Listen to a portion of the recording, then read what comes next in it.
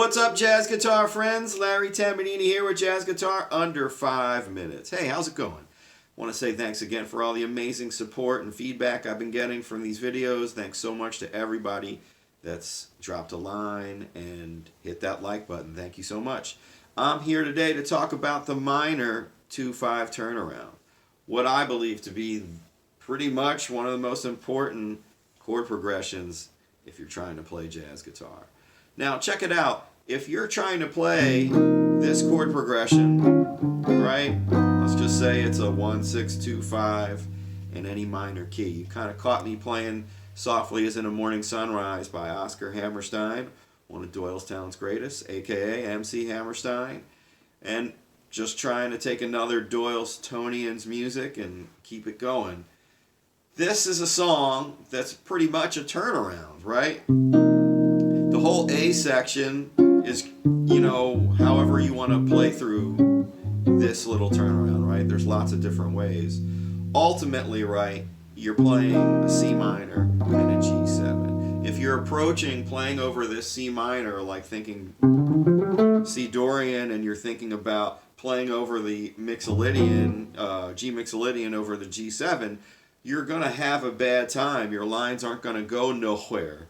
So why is that? Well, on a minor 2-5, you have to weight the dominant 5 chord a little bit differently because there's much more tension that you can play around with when you have the major third and the, we love the Hendrix chord, and the minor third, or in this case the flat 9, right? So these are sounds that we have to get in there that we can't get in if we're approaching this from that kind of modal perspective.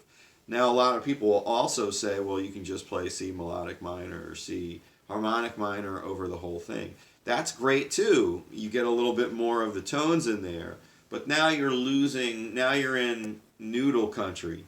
So you want to be able to start weighting these chords a little bit.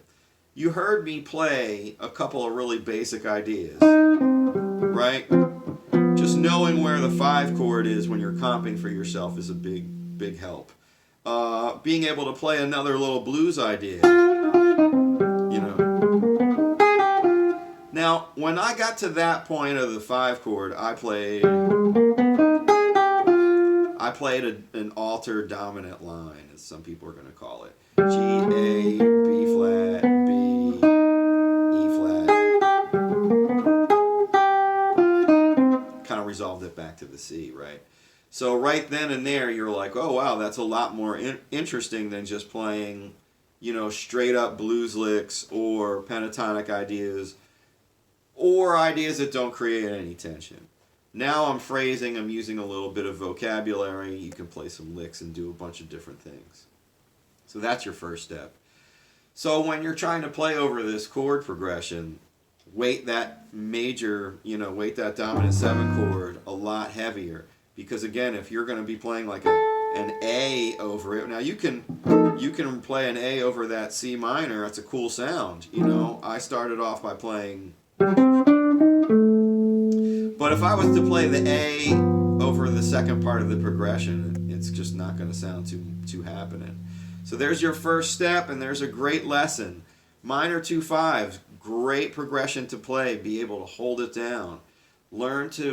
You don't have to play all the other 4 chords in the sequence. You really just have to start getting the idea of where the 1 is and where that 5 is. And then you can start playing some other ideas. And then these minor tunes are going to be way more fun to play. So alright, jazz guitar friends, don't think modally all the time. Always remember to try to swing and play some vocab and start getting your own ideas in there too. Once you understand what you can play, there's a lot more stuff that you can apply. And that's the fun part of playing guitar and improvising. So keep swinging. Bebop.